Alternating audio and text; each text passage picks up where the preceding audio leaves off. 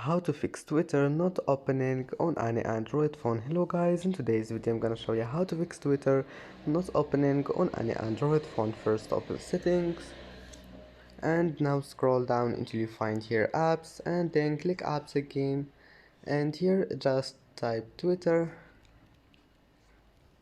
and then first thing you need to do here is to click force stop and then click storage and click clear cache.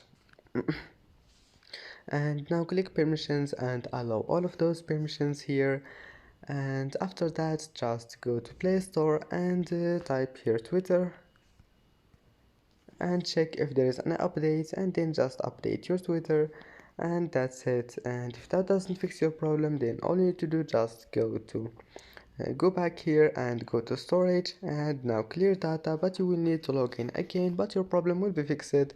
And that's it. Don't forget like and see you in the next video.